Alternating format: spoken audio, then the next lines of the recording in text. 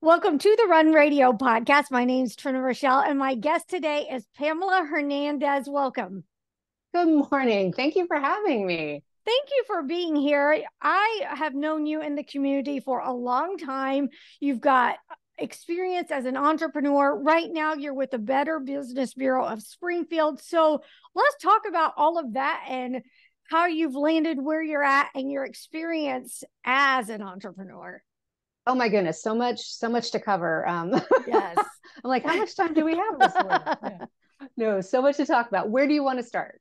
Well, okay. So I first remember, I remember seeing you like on KY3 doing the health spots, cooking up stuff, or showing me stretching exercises. So how did you begin your health journey, I guess? Well, so that was, I like to kind of say at this point, my previous life. I did have a personal training company called Thrive Personal Fitness. Let's see, for about 11 years, because I started in 2009 and then closed in 2020. And so that's about 11 years, isn't it? If I do my math, thereabouts. So yeah, no, that was a business that I had and I loved. I loved fitness as sort of my personal journey, the things that I had learned and sort of wanted to bring that to other people. And I did that. It was great. I enjoyed every second of it until I didn't. And Yeah, so here we are. really. Yeah. Sometimes that's hard to be like, all right, I'm done with this. Let's put it aside. Was, were you great at that point at being done with it? Or did you drag along for a while a little more than you should have? I honestly think I probably there was a little bit of drag. Hindsight's 2020, right? Right. The signs of burnout were there, but just didn't really want to acknowledge them. But then, of course, 2020, February, March happens, and we're all put on pause, right? Mm-hmm. And I say that I'm still training people, at that point on Zoom from my Uh-huh. dining room, right? Working out with every person.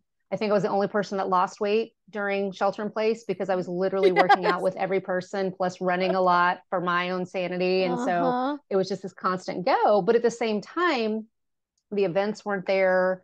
All the evenings weren't there so much. I was home for dinner, and it was really nice and be like, oh, I remember what this is like. I can't go back to the way it Yeah. was, to that pace. I can't go back.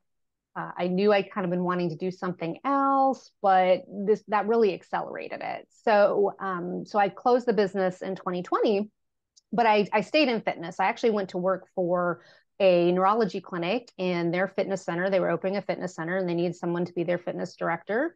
And I thought, great, here's a chance to keep doing this thing that I want, but also expand and learn and maybe have some different hours, maybe having a little bit more space in my personal life.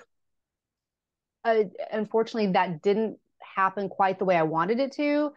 And it wasn't that it wasn't anything that was wrong with the setting. It was more of I realized then it wasn't so much about having my own business. I was just kind of done with fitness as an industry. I was done with Yeah. that piece of it as well. And so that I sort of say I retired from fitness in 2022 and then said, okay, now what are we going to do? Yeah. If we're not going to do this thing that we've been doing, for the last basically at that point 12 years, what are we going to do? And that's kind of ended up with BBB. Did it scare you a little bit? Oh, very much. Yeah. It had been such a part of who I was, who I am, and you're like, what do you do? Mm-hmm. But I also remember that the business was sort of born, Thrive Personal Fitness, out of the chaos.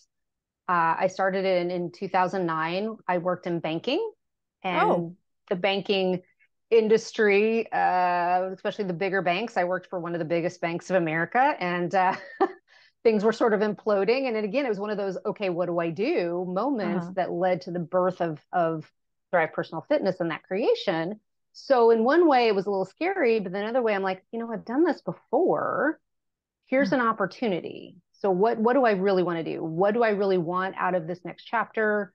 What really matters? What are my core skills? What are the things that are me no matter what venue? And I found the job that I have now and absolutely love, because it still honors all of those core things about teaching and community that have always been so important to me. Going back to when you said banking to fitness, now has fitness always been a part of your life, or was there some progression that made you take that turn into like a newfound lifestyle, or how did that evolve for you? It wasn't always a part of my life. I wasn't the kid who enjoyed PE or played any sports in high school. It was just something that I came to in I would say my mid to late 20s.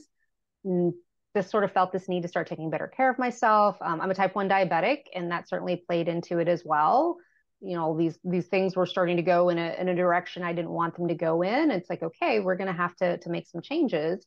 And so that started with those personal changes, and that was years and an evolution before it was like, hey, I think I can give something back. I think I can help other people who are wanting to just live a healthier, happier life. And that's when I decided, along with having to make a pivot based on the situation in the banking world. So, I'm gonna try this. So it was really a long evolution. But it's brought, like you said, it's brought you to where you are today and giving back. So explain, when someone hears Better Business Bureau, it's kind of like, I don't think much more beyond that's where I might go to learn about maybe how another business is doing, but I don't know that everybody really knows exactly what it means. You're right. I talk to people all the time who they've heard the name or they've seen the seal, but really don't have any idea what the core mission is or what BBB is about. And really, you kind of hit on one aspect of it. It's helping people find businesses, brands, and charities they can trust. So we are a nonprofit. I don't think a lot of people realize that BBB is a nonprofit. They think we're a government agency, but we're a nonprofit funded by member businesses who believe in the mission, who want to support that community of trust. And we provide a host of free resources for consumers, including being able to look up a business, filing a complaint if you need some help resolving a situation with a business, coming out and doing workshops. I do a lot of, that's a big part of my job, is going out and do consumer education and workshops, doing that consumer education with the media. So I'm still showing up on the Yes. television stations, just in a little different capacity, doing that consumer education, talking to businesses about what kind of tools we have available to them. One of the really fun parts of my job is doing ethics education for high school students. Hmm. So that's a fun thing I do. We have a talk that I give called Everyday Ethics. And it's really interesting to get in there and get them talking. That's one of those talks where I talk less and try to get them talking more about the different situations and how they might handle it. So, I mean, there's just so much that we can help consumers with and give information. And so that's what's fun about my job. And that goes back to that core, is that I'm out there teaching and communicating and giving back to the community in that way. What do you feel like you teach most to consumers and educate them about?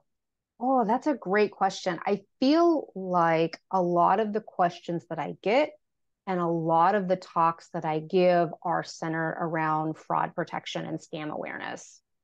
That's the climate we live in, unfortunately, especially, 2020 again, so much of our life moved online. And that has opened up some other vulnerabilities when it comes to online shopping and how we communicate. So answering questions about how to spot a scam, what to do if you've been in, somehow gotten involved in a scam, what different types of scams to look out for. Education and knowing things ahead of time is so important so you don't get involved. So I spend a lot of time talking about the fraud protection and awareness. And the scammers are getting smarter and smarter. I mean, they're coming from everywhere too. And as educated and prepared as you think you are, I mean, not proud to say, I've even thought, oh, this must be legit. It's because they mentioned my LinkedIn profile. So you think it's reputable, but there's no shame in digging or finding an expert that can help guide you in that process before it's too late.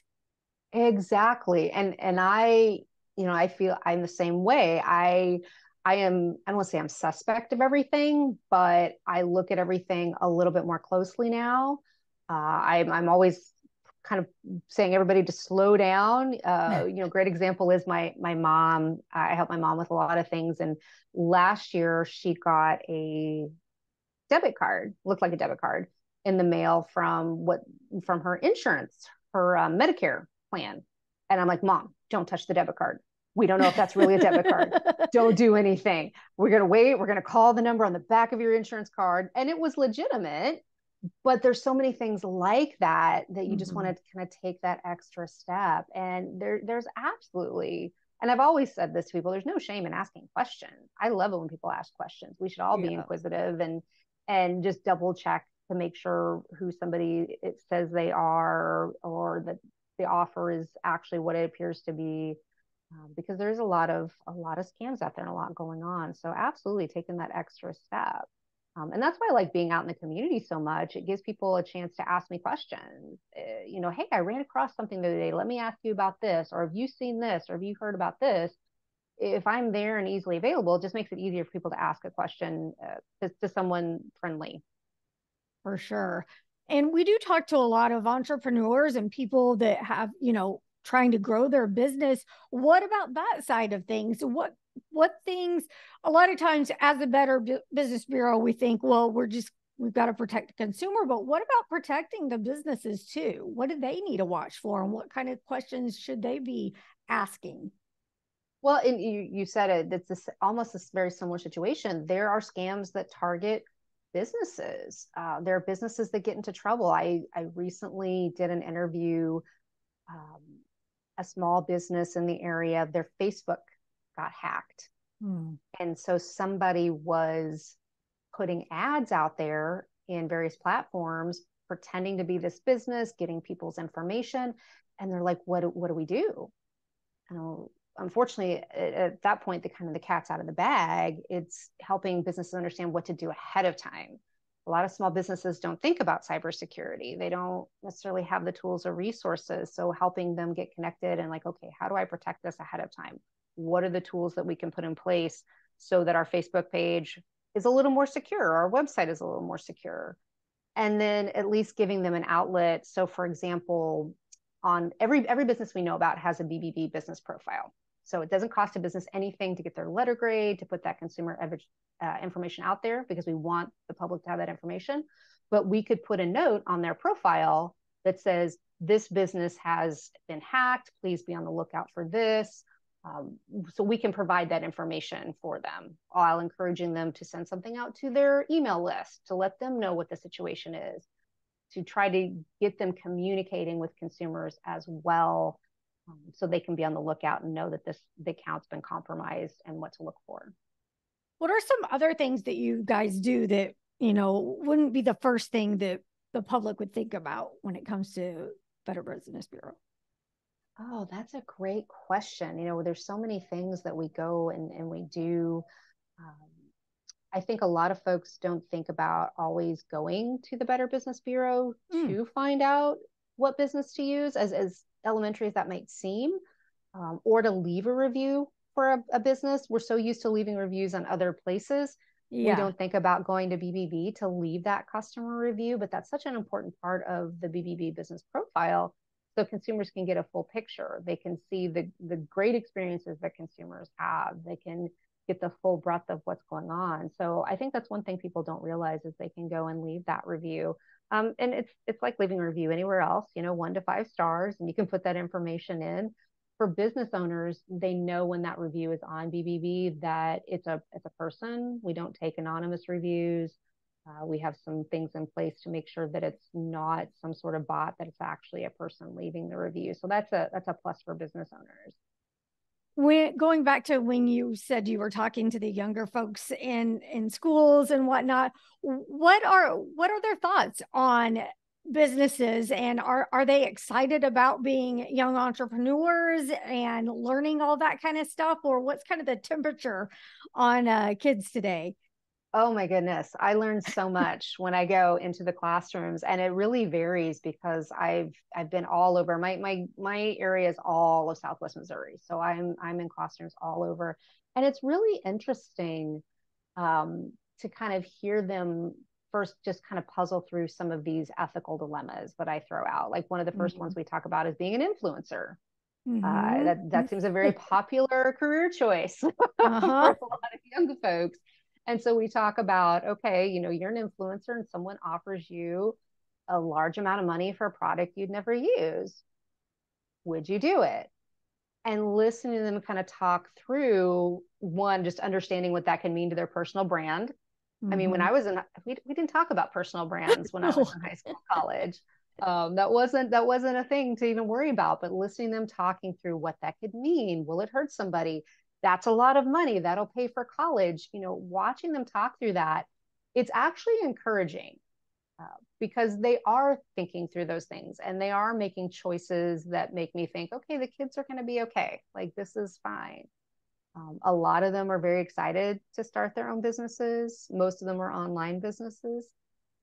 But I was talking to one teacher who had an entrepreneurial type of class, and it was interesting. She said a lot of them wanted to be realtors. And I was like, well, that's an interesting choice. I don't know if it's the schedule. I don't know if it's the amount of money that they think they can make, but that seems to be a very popular choice for those high school students last spring when I was in the classroom. But it is interesting to kind of listen to how they navigate the world and think about these things a lot differently than I did at that time. Yeah.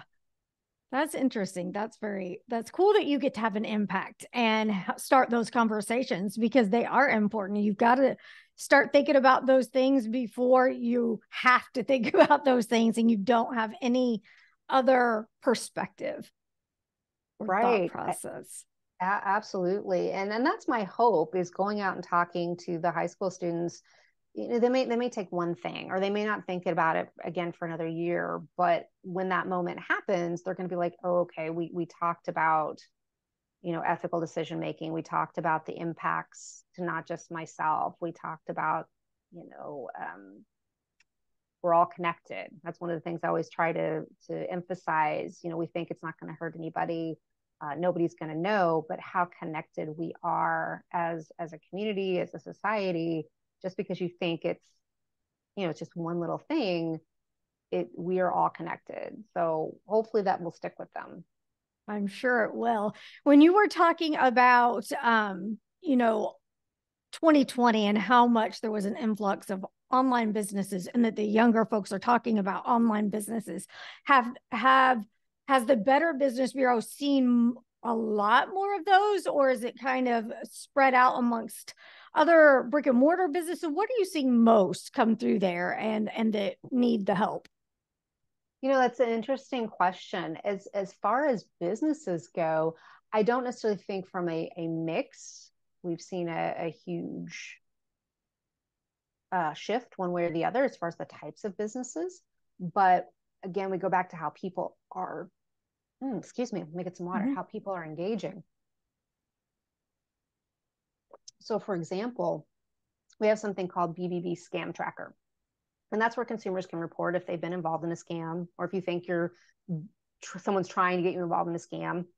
You can look up a web address or a phone number or name of business, and you can see what other consumers have reported and what's out there. So we take that data every year and issue a report. And so for 2022, for the first time ever, 18 to 24-year-olds are the most at risk of being scammed. And really? That's large. I know that's really hard to believe, but we were all kind of shocked because we tend to think the older adults are more at risk, but that demographic, it's all shifting, and it's driven by online activity. So one, it's online purchases. So that obviously we all started doing a lot more online shopping in 2020, and folks who are, that's kind of all they've known, right? Extremely digital native. That's very normal. Lots of social media influencers, ads to click on, all of those things. But the second driver, and this really does come from 2020, is employment and employment scams and people looking for work from home. Everything being done online. You have that online interview. You do an interview through Teams or through Zoom, and next thing you know, someone's sending you this check to set up your home office with funds that they don't really exist. You're not going to find that out till you think it's cleared the bank, but it comes back and the bank's asking you for that money. So it's really been driven. That's where we're really seeing the impact. And it's folks, again, 18 to 24 are the most at risk now, which is a huge shift. Yeah, that is really interesting. And that it's scary, but again, like you said, I mean, it's so easy to fall for without thinking, but I like your advice, slow down. To slow down, take a beat and call that number, sign onto your website, ask questions, anything else that people can be doing to make sure they're protecting themselves if they're questioning anything that might be a scam. I think those are the most important parts. Just take a minute to do your research. You talked about, things coming from LinkedIn. Well, go and look and see, are other people reporting this strange thing coming from LinkedIn? Scammers can scrape your information off LinkedIn. You might apply for one job, but get a notice that you were approved for another job that you didn't apply for. So really just taking time to do your research. If it's a company that is well known, what are their hiring practices?